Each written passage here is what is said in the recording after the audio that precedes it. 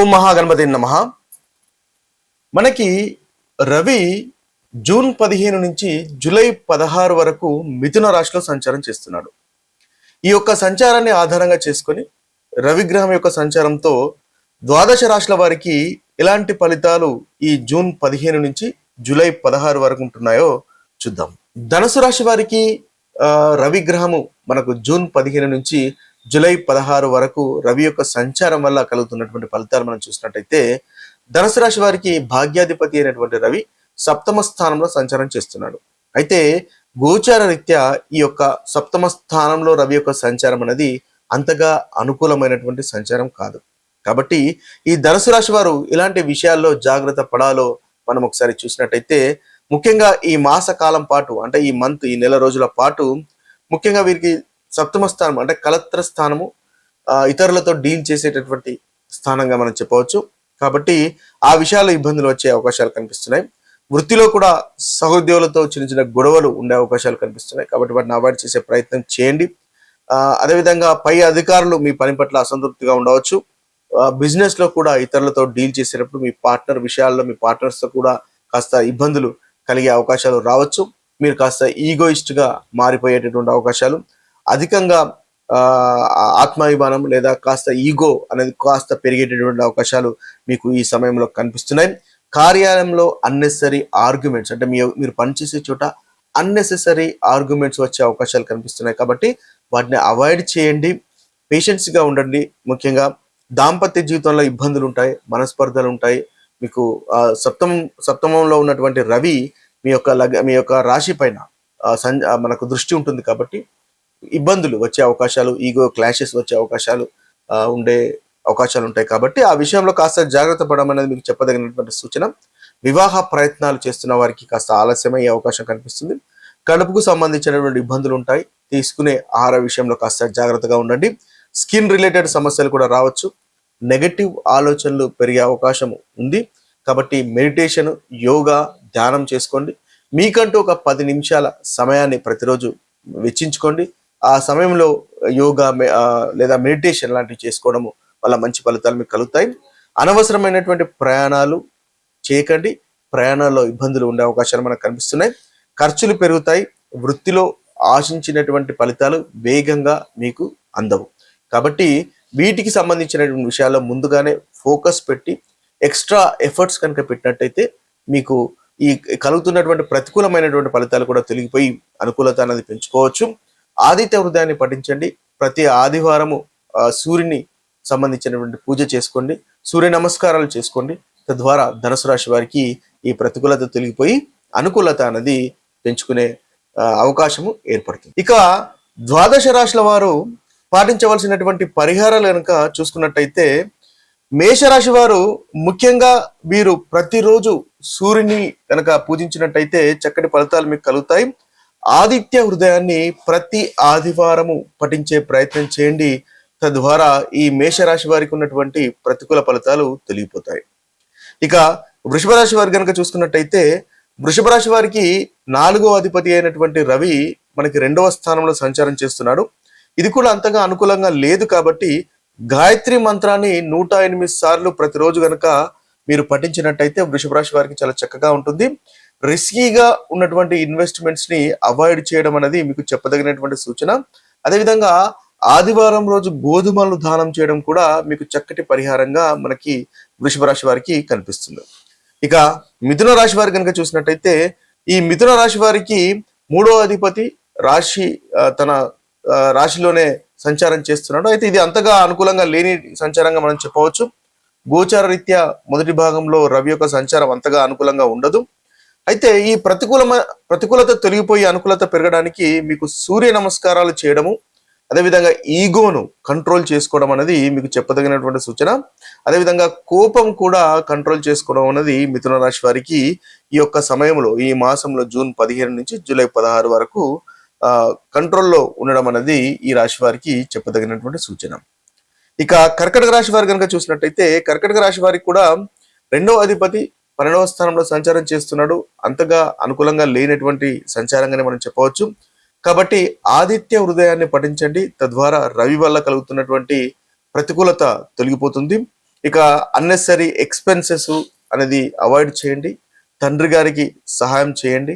Elders కూడా సహాయ సహకారాలు అందించండి. ఇవి కూడా చక్కటి పరిహారంగా మీకు కలుగుతుంది.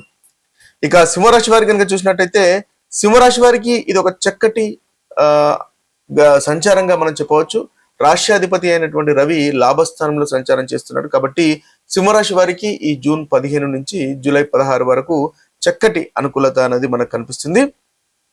మీరు కంటిన్యూస్ గా రవికి పూజించండి, ఆదిత్య హృదయాన్ని పఠించండి, తద్వారా ఇంకా చక్కటి ఫలితాలు కలుగుతాయి. అదేవిధంగా పెద్దలను గౌరవించండి, రెస్పెక్ట్ ఎల్డర్స్. అదేవిధంగా మీకు సూర్య నమస్కారాలు కూడా చేసినా కూడా మీకు చాలా చక్కటి అనుకూలత అనేది ఉంటుంది. ఇంకా మంచి పాజిటివ్ ఫలితాలు అనేవి మనకు సింహరాశి వారికి కలుగుతాయి. ఇక కన్యరాశి వారి కనుక చూసినట్టయితే కన్యరాశి వారికి కూడా చాలా చక్కగా ఈ యొక్క సంచారము అనుకూలంగా కనిపిస్తుంది. దశమ స్థానంలో రవి యొక్క సంచారం ఉంటుంది.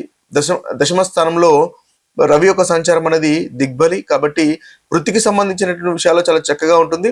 ఇంకా అనుకూలత పెరగడానికి వీరు సీనియర్స్ కి, మీ యొక్క వృత్తిలో సీనియర్స్ కి రెస్పెక్ట్ ఇవ్వండి, ఆ గ్రాటిట్యూడ్ అనేది చూపించండి. అదేవిధంగా సూర్య నమస్కారాలు చేయండి, తద్వారా చక్కటి ఫలితాలు మన కన్యరాశి వారికి కలుగుతాయి. ఒక ప్రాక్టికల్ రెమెడీస్ గా, పరిహారంగా ఈ ఒక్కటి మీకు ఉపయోగపడుతుంది. ఇక తులారాశి వారి కనుక చూసుకున్నట్టయితే తులారాశి వారికి నవమస్థానంలో రవి యొక్క సంచారం కలుగుతుంది. కాబట్టి ఇది అంతగా అనుకూలంగా లేనటువంటి సంచారంగా మనం చెప్పవచ్చు గోచార రీత్యా. కాబట్టి మీరు తండ్రి గారికి సహాయ సహకారాలు అందించండి, తండ్రి గారికి సేవలు చేసుకోండి, గురువుకు సేవలు చేసుకోండి. ఎందుకంటే 9th హౌస్ లో మనకు రవి సంచారం జరుగుతుంది. కాబట్టి లాభాధిపతి అయినటువంటి రవి 9వ స్థానంలో భాగ్యానికి సంబంధించినటువంటి స్థానము, అదేవిధంగా తండ్రికి గురువులకు సంబంధించినటువంటి స్థానం. కాబట్టి వారికి సర్వ్ చేయండి, సహాయ సహకారాలు అందించండి. అదేవిధంగా మీరు బెల్లాన్ని కానీ గోధుమలు కానీ దానం చేసినట్టయితే చక్కటి ఫలితాలు మనకు తులారాశి వారికి కలుగుతాయి. ఈ యొక్క పరిహారాలు మీ యొక్క ప్రతికూలతను తగ్గిస్తుంది. ఇక వృశ్చిక రాశి వారి కనుక చూసుకున్నట్టయితే వృశ్చిక రాశి వారికి కూడా అంతగా అనుకూలంగా లేనటువంటి సంచారంగా మనం చెప్పుకోవాలి. ఎందువల్లంటే అష్టమ స్థానంలో వృశ్చిక రాశి వారికి సంచారం అనేది ఉంటుంది. దశమాధిపతి అష్టమంలో అంతగా అనుకూలంగా ఉండడు. రవి గోచార రీత్యా అంతగా అనుకూలత లేదు. కాబట్టి మీరు ఆదిత్య హృదయాన్ని పఠించండి. అదేవిధంగా ఈ ట్యాక్స్లు కానీ ఏదైనా ఉన్నట్టయితే కరెక్ట్ సమయానికి పే చేసేటటువంటి ప్రయత్నం చేయండి. ఈగో కాన్ఫ్లిక్ట్స్ ని అవాయిడ్ చేసే ప్రయత్నం చేయండి. తద్వారా వృశ్చిక రాశి వారికి చక్కటి ఫలితాలు ఈ సమయంలో కలుగుతాయి. ఇక ధనుసు రాశి వారికి కనుక తీసుకున్నట్టయితే ధనుసు రాశి వారికి కూడా వీరికి సప్తమ స్థానంలో రవి యొక్క సంచారం కలుగుతుంది. కాబట్టి మీరు కాస్త ఈగోయిష్ గా అయ్యేటటువంటి అవకాశాలు కనిపిస్తాయి. కాబట్టి ఇది కూడా అంతగా అనుకూలంగా లేనటువంటి సంచారంగా మనం చెప్పాలి. కాబట్టి గాయత్రి మంత్రాన్ని 108 సార్లు మీరు పఠించండి. ఆర్గ్యుమెంట్స్ ఏవైతే మీ యొక్క పార్ట్నర్స్ తో ఆర్గ్యుమెంట్స్, భార్య భర్తల మధ్య ఉన్నటువంటి ఆర్గ్యుమెంట్స్ ని అవాయిడ్ చేసే ప్రయత్నం చేయండి. ఓపికగా పేషెన్స్ గా ఉండండి, తద్వారా మంచి ఫలితాలు కలుగుతాయి. ఎందువల్లంటే సప్తమ స్థానంలో రవి అంటే సప్తమ స్థానం అనేది కలత్రానికి సంబంధించినటువంటి స్థానము, రిలేషన్షిప్స్ కు సంబంధించినటువంటి స్థానము, ఇతరులతో డీల్ చేయడానికి సంబంధించినటువంటి స్థానము. కాబట్టి మీరు ఆ యొక్క విషయంలో ఇతరులతో ఆర్గ్యుమెంట్స్ అనేవి తగ్గించుకోవడం వల్ల చక్కటి ఫలితాలు కలుగుతాయి. రవివారము అంటే సండే రోజు మీరు తప్పకుండా ఆదిత్య హృదయాన్ని పఠించిన, రవికి పూజించిన చక్కటి ఫలితాలు మీకు కలుగుతాయి. ఇక మకర రాశి వారి కనుక చూసుకున్నట్టయితే మకర రాశి వారికి ఇది చక్కటి పాజిటివ్ అయినటువంటి సంచారంగా మనం చెప్పవచ్చు. 6వ స్థానంలో రవి యొక్క సంచారం బాగుంటుంది. అదేవిధంగా ఇంకా చక్కటి ఫలితాలు మీకు కలగడానికి ఆదిత్య హృదయాన్ని మీరు కూడా పఠించండి. గవర్నమెంట్ కు సంబంధించినటువంటి విషయాలు చాలా చక్కగా అనుకూలంగా ఉంటుంది మీకు. అదేవిధంగా సూర్య నమస్కారాలు చేయడం వల్ల కూడా మీకు మకర రాశి వారికి అనుకూలత అనేది ఇంకా బాగా పెరుగుతుంది. ఇక కుంభరాశి వారి కనుక చూసినట్టయితే కుంభరాశి వారికి పంచమ స్థానంలో ఇది అంతగా అనుకూలంగా లేనటువంటి సంచారంగా మనం చెప్పాలి, రవి యొక్క సంచారము. కాబట్టి ఆదిత్య హృదయాన్ని పఠించండి. మీ యొక్క చిల్డ్రన్స్ తో ఎక్కువ సమయాన్ని వెచ్చించుకోండి, తద్వారా మంచి ఫలితాలు అది కూడా కలుగుతుంది. అవాయిడ్ ఆర్గ్యుమెంట్స్, మీ యొక్క పిల్లలు పెద్దవాళ్ళు అయితే వారితో ఆర్గ్యుమెంట్స్ ని అవాయిడ్ చేయండి, తద్వారా మంచి ఫలితాలు మీకు కలుగుతాయి. ఇక మీనరాశి వారి కనుక చూసుకున్నట్టయితే మీనరాశి వారు ముఖ్యంగా మీనరాశి వారికి కూడా అంతగా అనుకూలంగా లేదు. 4వ స్థానంలో సంచారం అనేది రవి యొక్క సంచారం ఉంది. కాబట్టి పరిహారాలు చేసుకోవడానికి తల్లి గారిని మీ యొక్క సేవలు అందించండి. తల్లి గారితో బాగా ఉండండి. తల్లిగారి యొక్క ఆరోగ్యం గురించి ఆరా తీయండి. అదేవిధంగా మీ యొక్క ఆదిత్య హృదయాన్ని కూడా పఠించినా కూడా చాలా చక్కటి ఫలితాలు, అనుకూలమైనటువంటి ఫలితాలు ఈ రాశి వారికి కలుగుతాయి. ఇవి స్థూలంగా ద్వాదశ రాశుల వారు పాటించవలసినటువంటి పరిహారాలు. మరొక వీడియోలో మరొక రాశి ఫలితాలతో కలుద్దాము. అంతవరకు సెలవు. సర్వే జన సుఖినో భవంతు. సర్వే సుజన సుఖినో భవంతు. నమస్తే.